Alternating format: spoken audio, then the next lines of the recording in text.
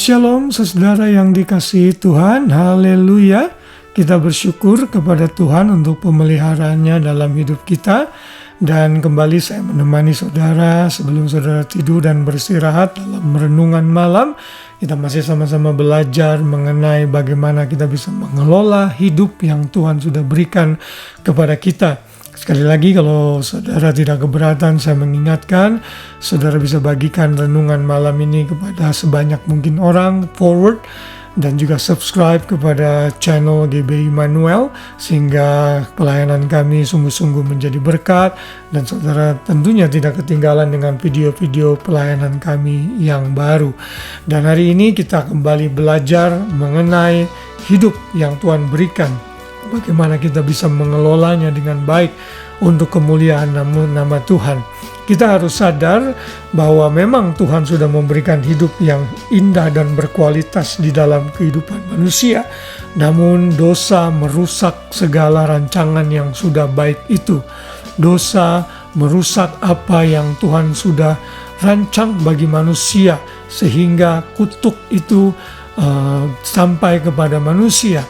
Dan karena manusia sudah ada dalam dosa, kita mulai melihat dalam Kejadian pasal 4. Berikut seterusnya dalam Alkitab menggambarkan bagaimana manusia itu makin bobrok mentalitasnya karena pengaruh dosa. Sampai akhirnya Tuhan harus berinisiatif memulihkan hidup manusia dengan mati, bangkit, naik ke surga. Dia menjadi manusia dan mati untuk menebus manusia dari kutuk dosa. Inilah rancangan Tuhan untuk mengembalikan rancangan dasar dari hidup yang Tuhan berikan. Nah, sebagai orang percaya yang sudah menerima Yesus sebagai Tuhan dan Juru Selamat, kita tidak akan bisa mengelola hidup kita kalau kita belum sungguh-sungguh menerima Yesus. Karena itu, kalau saudara mendengar renungan ini karena providensi Tuhan, saudara mungkin dibagi oleh teman saudara, dan saudara belum pernah menerima Yesus sebagai Tuhan dan Juru Selamat, saya sarankan saudara terima Tuhan Yesus. Karena bagaimana mungkin saudara bisa mengelola hidup dengan baik kalau saudara tahu hidup dan masa depan saudara secara roh tidak dijamin oleh Tuhan karena saudara tidak memiliki Yesus. Karena itulah hari ini kita belajar dengan judul hidup kekal sebagai prioritas. Ini yang menjadi prioritas kita sebagai manusia. Karena kehidupan kekal bersifat tidak ada batasnya. Dunia yang kita diami ini, hidup yang kita diami di dunia ini terbatas. Namun setelah kita meninggal, kita harus menghadap Tuhan. Karena itu apakah saudara siap untuk menghadap Tuhan kalau saudara meninggal nanti? Bagaimana mungkin saudara bisa mengelola hidup saudara dengan baik kalau saudara tahu begitu saudara mati, saudara akan dihukum oleh Tuhan? Karena itulah saudara harus mengambil keputusan untuk menerima hidup yang kekal sebagai your first priority in life. Sebelum saudara bisa mengelola hidup saudara dengan baik. 2 Korintus 4 ayat 18 berkata, sebab kami tidak memperhatikan yang kelihatan, melainkan yang tak kelihatan. Karena yang kelihatan adalah sementara, sedangkan yang kelihatan adalah kekal.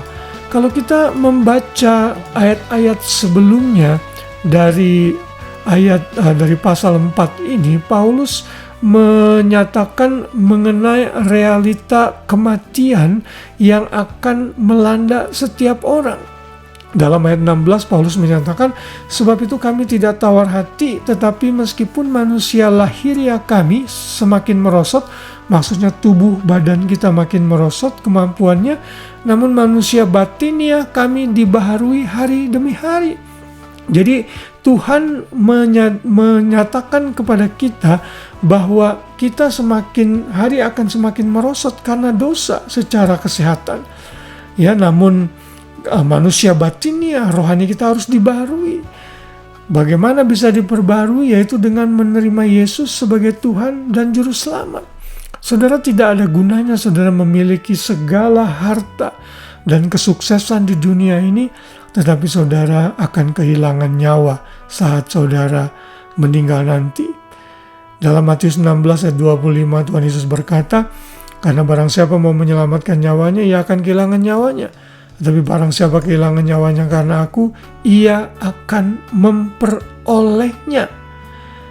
Ayat 26, apa gunanya seseorang memperoleh seluruh dunia tetapi kehilangan nyawanya? Dan apakah yang dapat diberikannya sebagai ganti nyawanya? Jadi Tuhan mau kita mengelola hidup kita dengan baik. Pertama-tama adalah mengelola kehidupan rohani kita. Sudahkah kita menerima Yesus sebagai Tuhan dan Juru Selamat? Sudahkah kita lahir baru dan menerima roh yang baru di dalam diri kita? Inilah prioritas utama. Saudara mungkin dianggap sukses di dunia ini. Saudara mungkin punya rumah yang bagus, mobil yang mewah, tapi bukan itu standar hidup yang Tuhan lihat. Yang Tuhan lihat adalah saudara memiliki kualitas hidup sebagai anak-anak Tuhan, sebagai orang percaya yang sudah ditebus dan diselamatkan. Kiranya renungan firman Tuhan ini mengingatkan kita dan menempatkan kita sebagai prioritas hidup kita untuk menerima Yesus sebagai Tuhan dan Juru Selamat. Bila saudara sudah menerima Yesus, itu berarti saudara masuk dalam keluarga Allah. Saudara benar-benar bisa mulai mengelola hidup kita dengan baik karena Roh Kudus ada di dalam kita. Jadi di dunia ini kita sukses dan berhasil, dan di alam kemudian setelah kita meninggal, kita pun akan menerima hidup yang kekal bersama Tuhan Yesus di sorga. Wow, haleluya. Tuhan memberkati kita semua. Selamat malam, selamat beristirahat. Kiranya renungan ini mengingatkan kita menjadi pribadi yang lebih baik, bersyukur untuk hidup yang Tuhan berikan, dan mengelolanya dengan sebaik-baiknya. Biar kasih Kristus menaungi kita, dan besok pagi kita bangun dengan pengharapan dan sukacita yang baru. Tuhan memberkati kita semua. Shalom.